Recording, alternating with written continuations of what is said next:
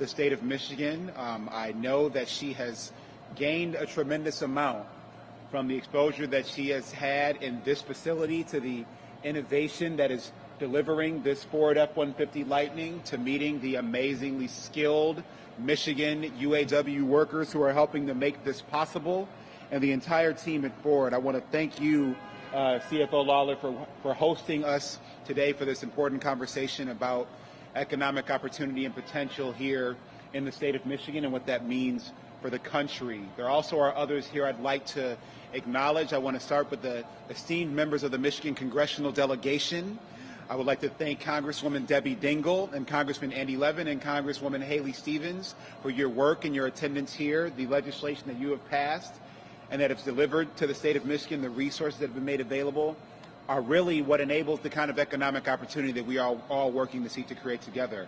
I also want to thank the mayor of the great city of Dearborn, Mayor Abdullah Hammoud. Thank you for hosting us today and for your leadership at the local level. Michigan has been an example of the kind of local, state, and federal partnership coming together on behalf of Michigan families.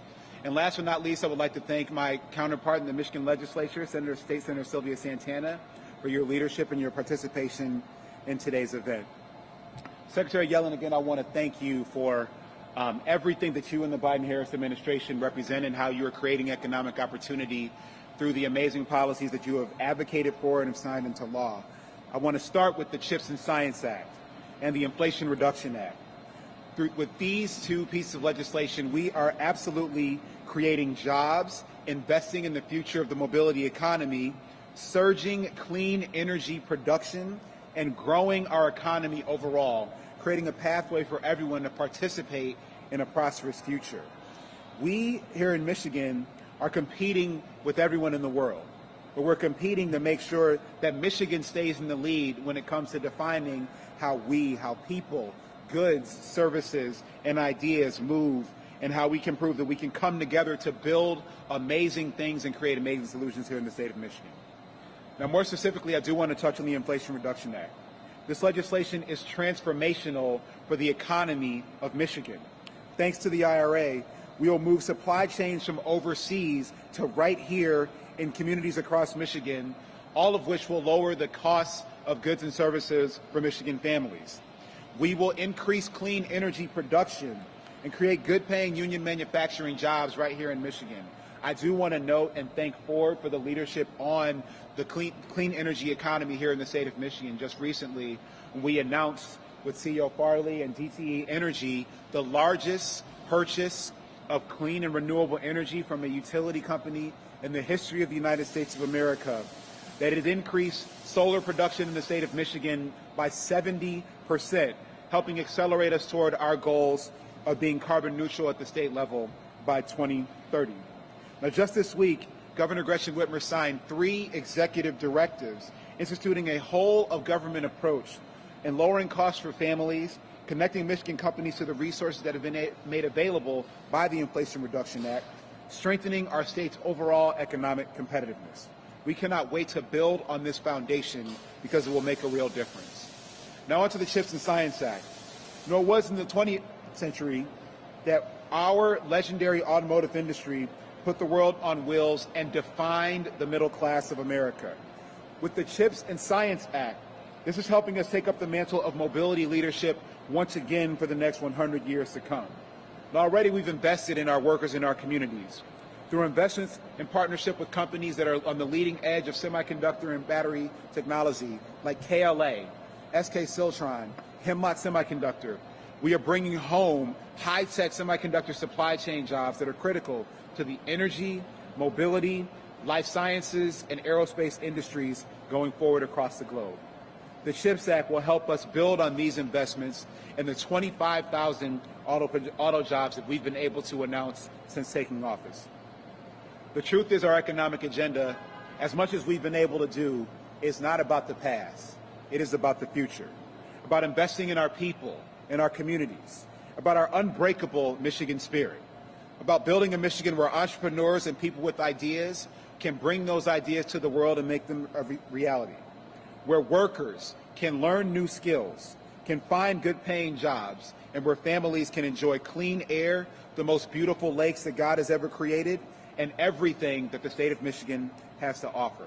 So thank you for welcoming me, a child of Detroit, an engineer by training, to this amazing facility where we are changing lives and changing the future of this great country. And with that, I would love to bring to the podium Ford Chief Financial Officer John Lawler to share some remarks.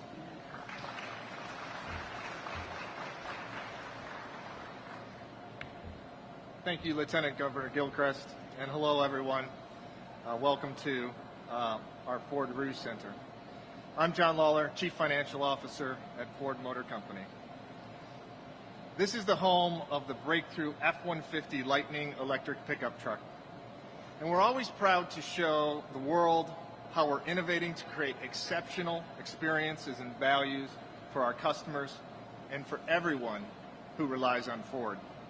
Step by step, we're fulfilling our ambitious Ford Plus plan, transforming the company to realize our greatest opportunity for growth since Henry Ford was scaling the Model T.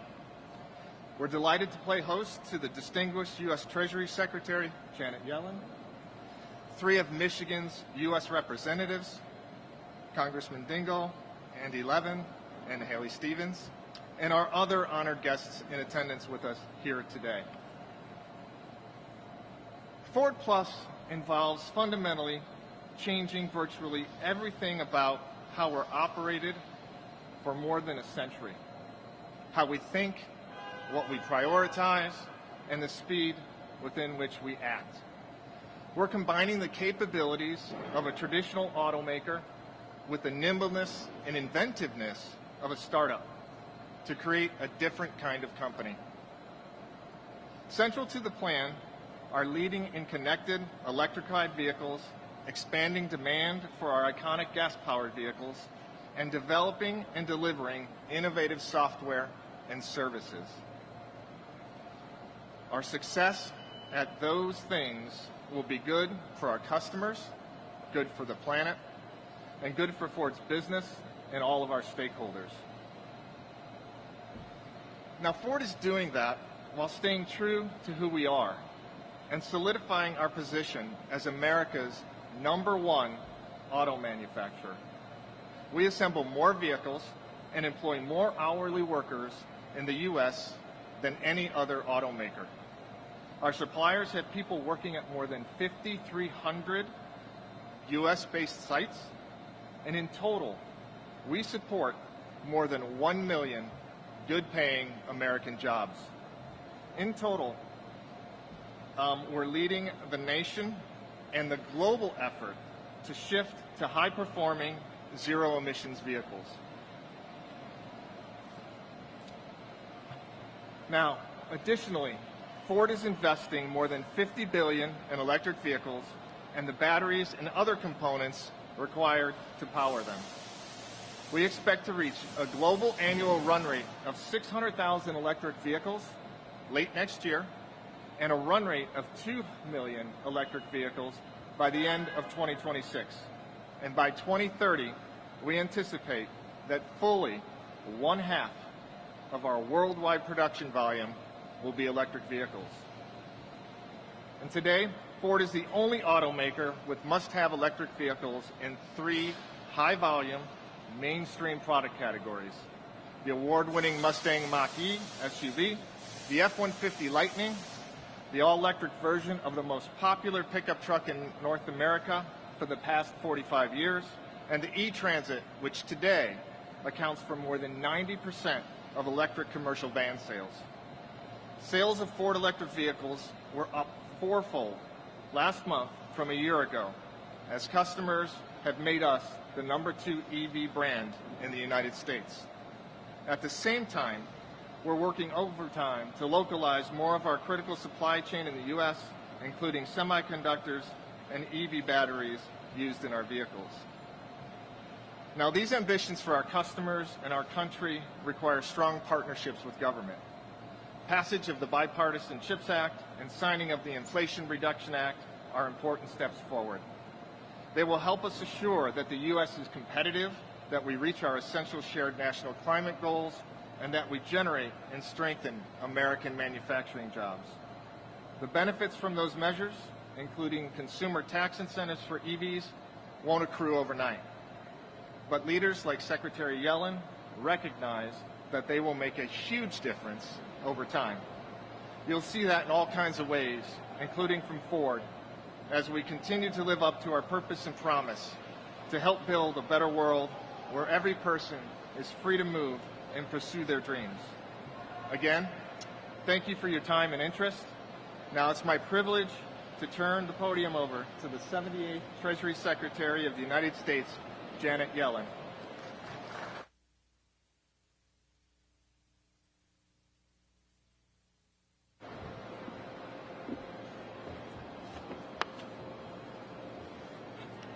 Thank you, John.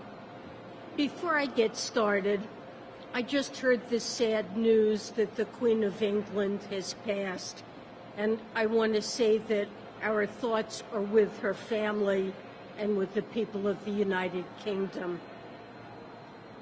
It's great to be in Dearborn and later today in Detroit. As the global capital of the automobile industry, this region will experience significant growth and many good jobs from the recently enacted Biden economic plan. I'd like to acknowledge Lieutenant Governor Gilchrist for hosting me here in Michigan today. Thank you to Senator Stabenow, whose leadership on many provisions of the Inflation Reduction Act and the CHIPS Act made them a reality, including her critical work on the energy manufacturing tax credit. And I want to thank Senator Peters for his equally strong advocacy and leadership. Thank you also to the members of Congress who are with us here today, Congresswomen Dingell and Stevens and Congressman Levin. I know you've worked very hard over the past few months on historic legislation. My thanks to Mayor Hammoud for being here, and I'm grateful to the leaders at Ford and to the UAW leaders and members for having me here at this cutting-edge EV assembly plant. As Treasury Secretary over the past year and a half, among other things, I've been especially focused on addressing the pandemic-caused crisis. We've been rescuing the job market from the pandemic downturn and stabilizing the economy after its unprecedented disruptions. The pandemic exposed our vulnerabilities, but our economy had long been suffering from soaring inequality, weak growth, and a sense of falling further behind for too many. Sluggish productivity growth and declining labor force participation have weighed down our economic potential. And growing disparities in economic conditions across geographies and racial groups have exacerbated inequality. The pandemic and Putin's immoral war in Ukraine remind us of our vulnerability to global supply shocks. But beyond that, the threat of climate change looms very large. So today, I'd like to step back and describe the administration's efforts to stabilize the economy amid a series of shocks and disruptions. We brought the United States back to full employment in record time. Then I'll discuss the meaning for the future of the historic economic legislation enacted by this administration. Taken together, the Bipartisan Infrastructure Law, the CHIPS Act, and the Inflation Reduction Act authorize among the most significant investments our country has ever made. I believe firmly they will help us achieve stable, sustainable growth, and they'll move us toward a fairer and more resilient economy. When President Biden took office in January 2021, his immediate focus was to restore the economy while protecting Americans from the threat of a deadly virus. At the time of his inauguration, the pandemic had claimed over 400,000 lives, and 3,000 additional lives were being lost each day. Our public health crisis had triggered an economic calamity.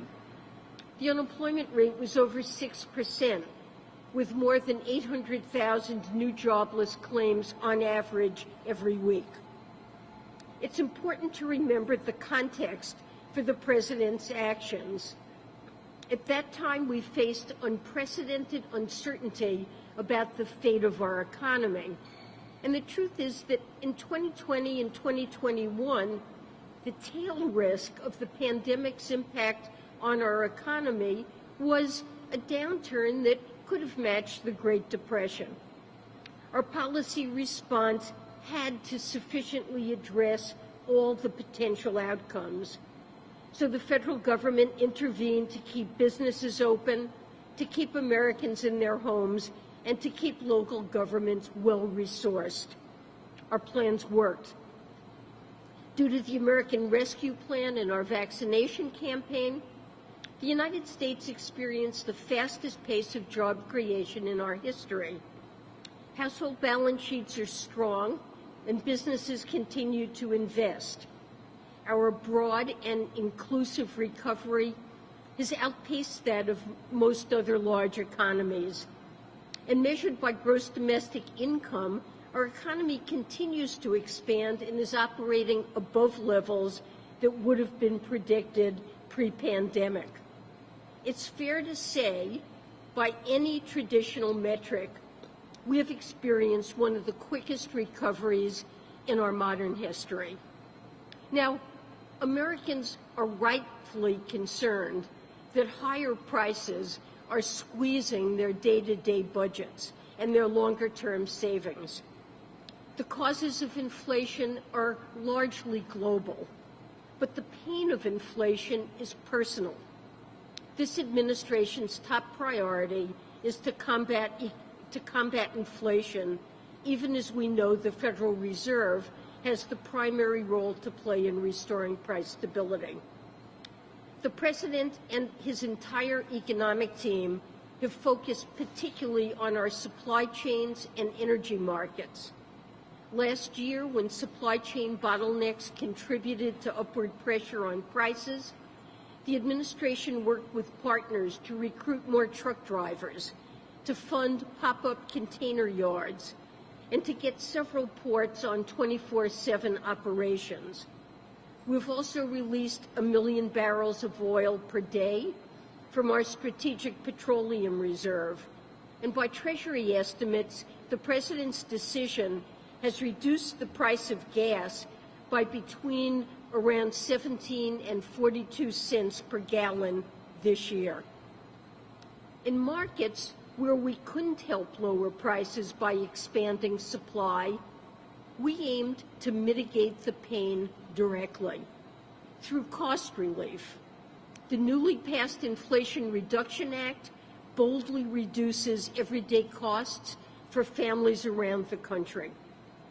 Without the law, health care premiums would have spiked for millions of Americans in January. And instead, 13 million Americans will continue to save an average of $800 a year. In coming years, Medicare will be able to negotiate and thereby lower the price of high-cost prescription drugs. And that corrects a market distortion that has placed excessive pricing power in the hands of pharmaceutical companies. So in sum, while costs to American families remain unacceptably high, I believe this administration's actions have made a meaningful difference, and they will continue to do so.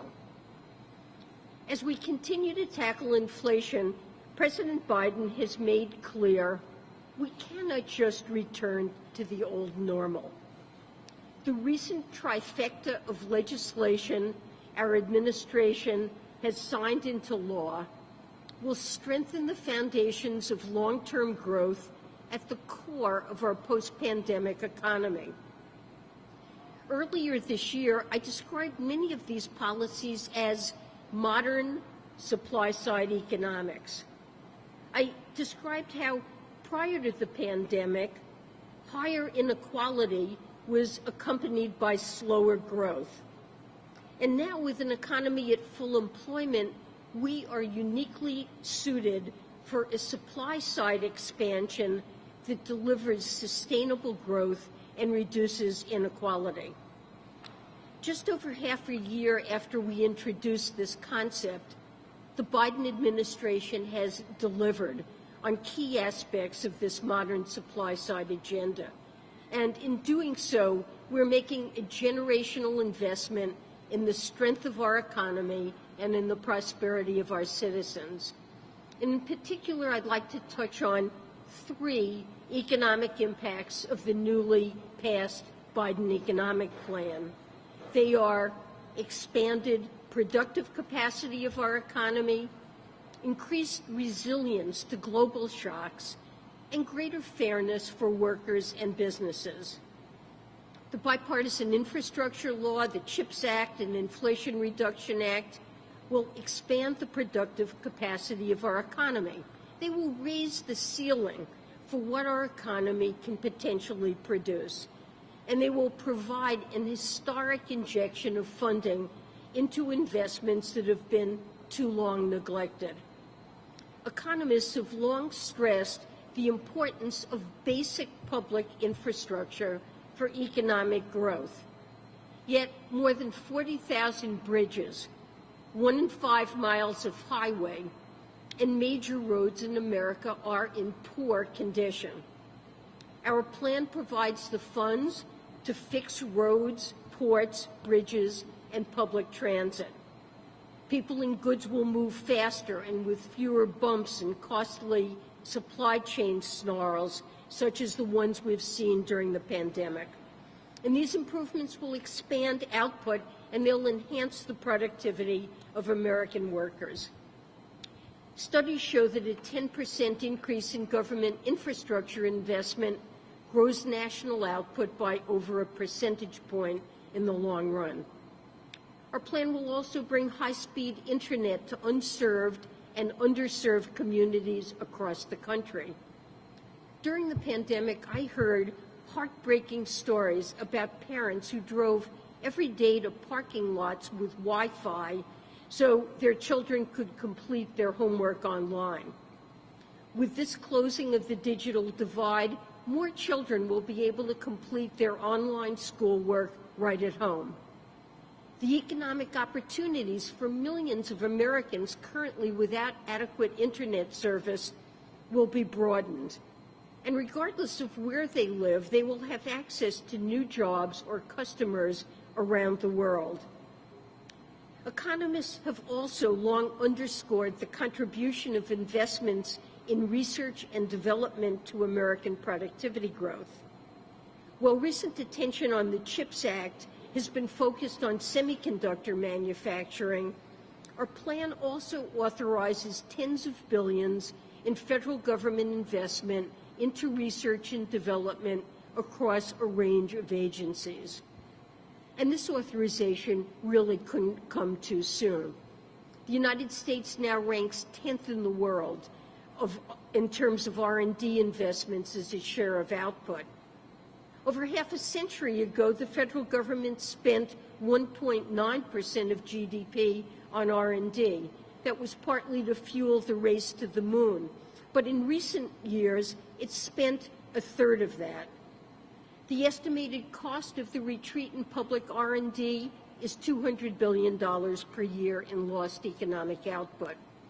And meanwhile, competitors in China and the rest of the world are marching forward. The Biden economic plan marks our government's intent to return to serious scientific research and innovation. And you know, I've heard laments of the days when America built and America innovated. And the Biden economic plan provides significant investments in the capacity of the American economy to do just that. The second critical impact of the Biden administration's modern supply-side agenda is to improve American economic resiliency. Americans know the unsettling feeling of seeing empty new car lots or volatile gas prices due to supply shocks beyond our control. Since the private sector doesn't always optimize their supply chain to consider external risks, government has a critical role to play. And we've become too vulnerable to countries like China using their market advantages in certain technologies or natural resources to exercise leverage against other countries for their own benefit. Our plan takes significant steps toward reducing those economic and national security risks. At the same time, we will maintain mutually beneficial trade and keep our deep ties with other countries. This begins with two sectors that are core to 21st century resilience: semiconductors and energy. While semiconductors are found everywhere in everyday goods, the United States produces only 12% of semiconductors today, and that's down more than a third in the 1990s. The impact of the chip shortage has recently been felt acutely across our economy. Factories have been idled, consumers have faced skyrocketing prices for cars and other goods that rely on chips as a key input.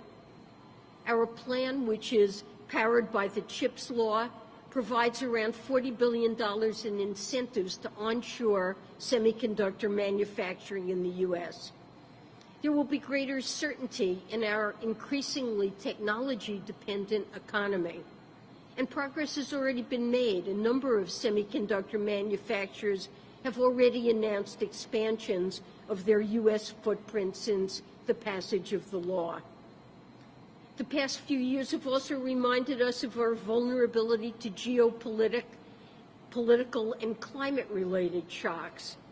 These shocks have increased in both frequency and scale, and as I speak here, the southwest of the United States is in a mega drought, an ongoing 22-year drought that is the driest period in over 1,200 years. As part of our plan, the bipartisan infrastructure law allocates around $50 billion toward climate resilience and weatherization. It will protect farmers, homeowners, and communities against the increasing number and scale of droughts, heat waves, and floods. Given the existential threat posed by climate change, it is imperative that we address it. Our plan, powered by the Inflation Reduction Act, represents the largest investment in fighting climate change in our country's history, and it will put us well on our way toward a future where we depend on the wind, the sun, and other clean sources of energy. We will rid ourselves from our current dependence on fossil fuels and the whims of autocrats like Putin. In policy terms, experts estimate this law puts the United States on a path to reducing emissions relative to 2005 levels by approximately 40% within the next 8 years. And that places President Biden's goal of cutting our emissions in half by 2030 well within reach. Now, there is much more work to do, but we can finally say to ourselves and to the world, we are on a path to a net zero emissions economy. I am proud the Treasury is at the forefront of implementing this plan. Today, countries representing around 90% of global GDP have made net zero commitments by mid-century or soon thereafter. By mobilizing private capital, the clean energy tax credits implemented by Treasury will propel our economy and workers to a leadership position in the fastest growing markets and technologies of today and of the future, with positive spillovers to the rest of the world. And this, of course, includes the U.S. clean vehicle sector, where we can expect greater investment and more good jobs like the ones here at Ford as we develop the supply chain here at home. Further, in the process of boosting domestic clean energy production, the law will support our energy security and insulate us from the type of fossil fuel-driven energy volatility we've seen in the past year. I want to end by speaking about fairness in our economy. To me, fairness is a goal of policy. It's also a moral issue. But progress has been elusive. Long before the virus arrived, we were living in an economy where wealth built upon wealth and a growing number of working families and communities were being left behind. The modern supply-side policies I just spoke of are not only pro-growth, they're also pro-fairness. The traditional approach to supply-side economics, which focuses on providing tax incentives to owners of capital in order to boost private investment, that approach in many cases has contributed to deepening income and wealth disparities. And we saw that in the previous administration's signature piece of legislation, a tax bill that overwhelmingly benefited the wealthiest Americans and biggest corporations. In contrast, the modern supply-side agenda is concerned with a broad range of productivity-boosting investments and with a broad distribution across sectors, people, and places. It recognizes that investing in disadvantaged communities often results in higher returns on investment. And it boosts growth by tapping all of our resources. In layman's terms, this approach embraces the notion that some of the best opportunities for growth occur when we invest in people and places that have been forgotten and overlooked. We know that a disproportionate share of economic opportunity has been concentrated in major coastal cities. Investments from the Biden economic plan have already begun shifting this dynamic. Given its manufacturing focus and manufacturing's reliance on strong infrastructure and supply chains, we expect to see dollars catalyze innovative investments across cities and towns that haven't seen such investment in years.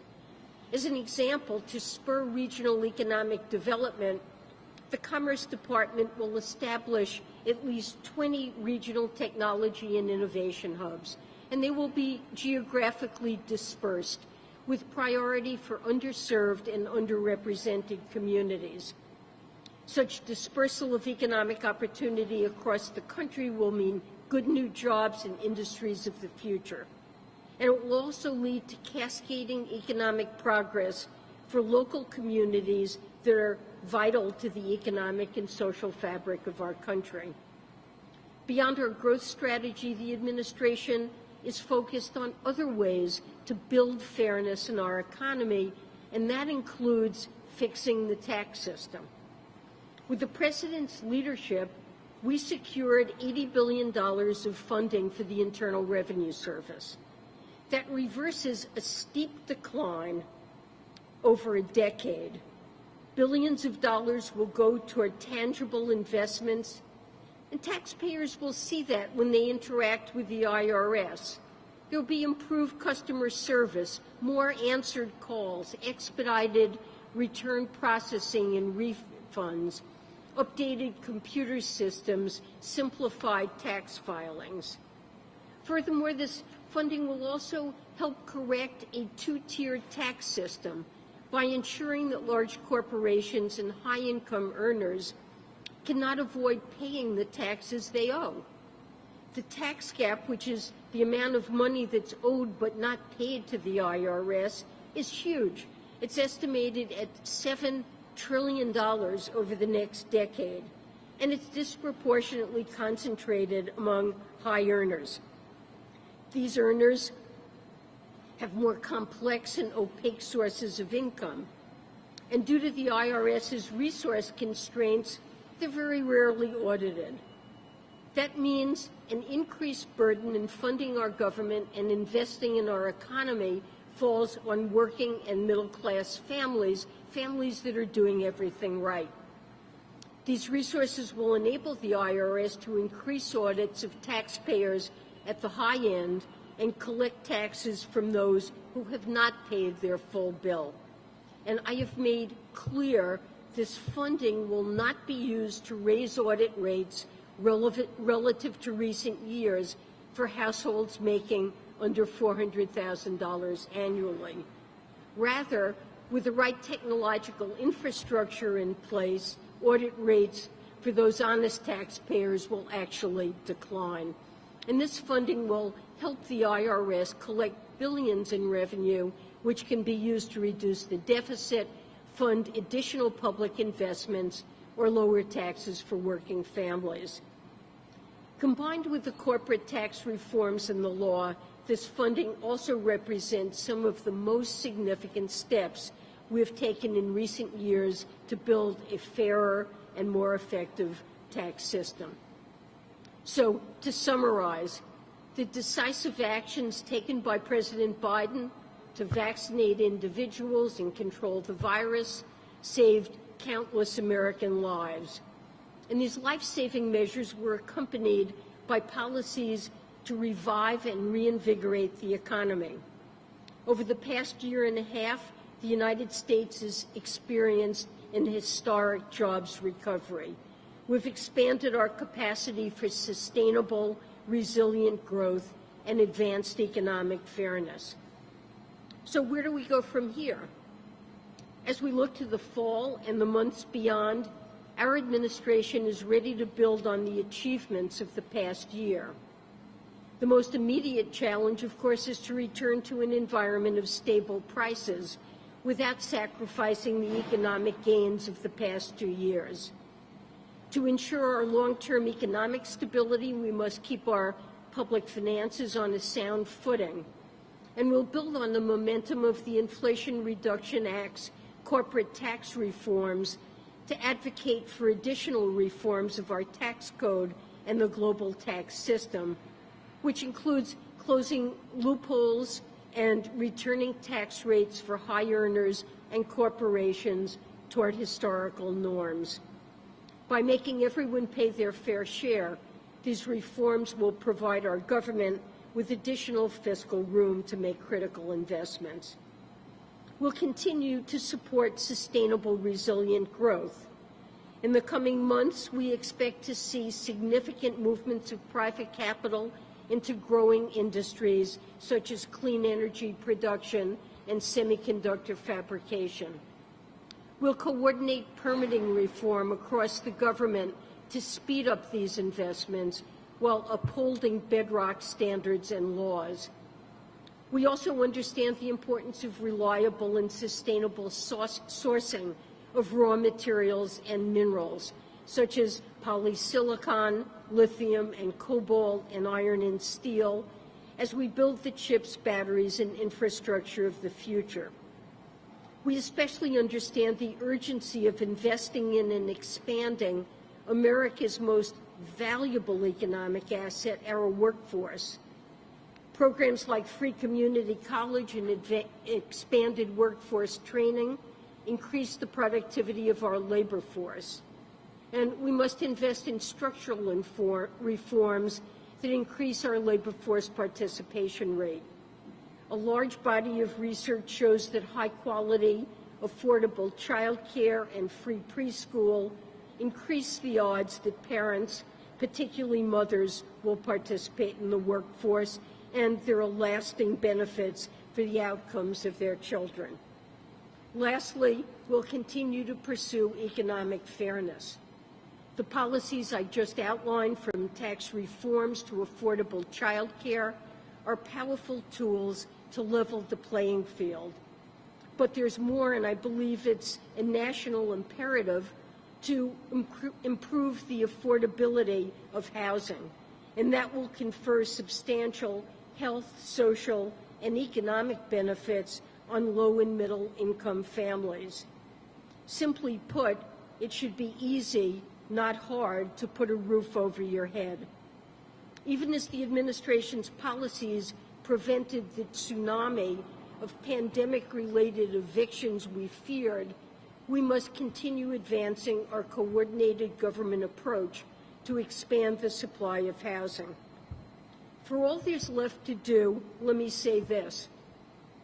After the progress we've made over the past few months, I am more optimistic about the course of our economy than I have been for quite a while, and I know we're headed in the right direction.